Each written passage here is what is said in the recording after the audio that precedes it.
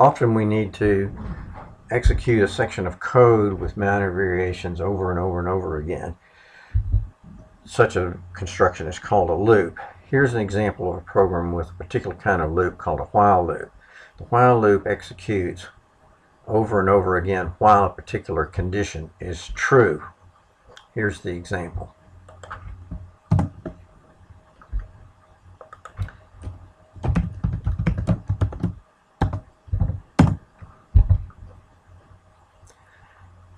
In this case, we write the numbers 2, 4, 6, 8. Who do we appreciate?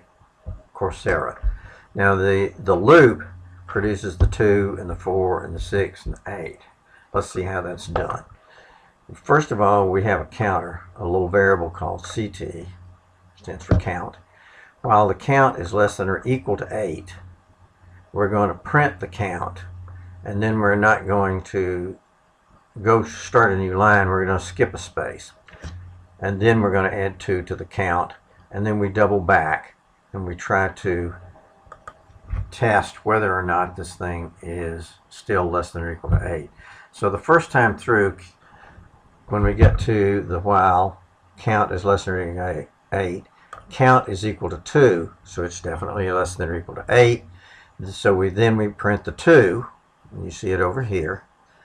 And then we print, instead of a carriage return line feed or a new line, we print a space. Then we add 2 to count. Then we double back. Now count is 4. 4 is still less than or equal to 8, so we'll repeat the 2 lines of the loop again. And after that repetition, count is now at 6.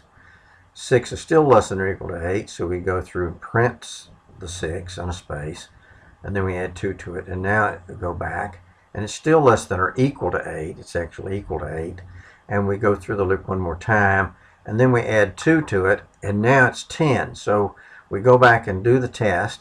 While 10 is less than or equal to 8, and it's not, so then we don't repeat the loop anymore. We go down to the next line after the loop, which is this print statement, and a print without anything in it like that just starts a new line. And then we print who do we appreciate, there it is, and then we print Coursera. That's the while loop.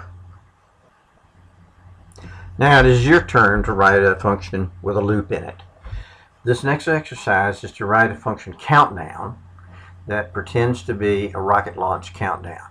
It'll start at 10. It'll type 10, 9, 8, 7, 6, 5, 4, 3, 2, 1, and then blast off. Here's my run of that program. Yours should look the same way. Before you get started on this, I want to point out the 3 parts of the loop that you need to be conscious of. First of all, a variable is initialized before you enter the loop. Second, this variable is compared to some value inside the loop, and while this comparison turns out to be true, you continue to do the loop. And third, inside the loop, this variable needs to be changed in some manner, otherwise the loop will loop forever.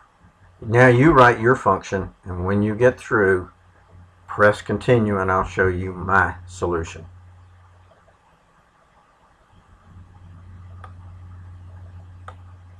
Here's my solution.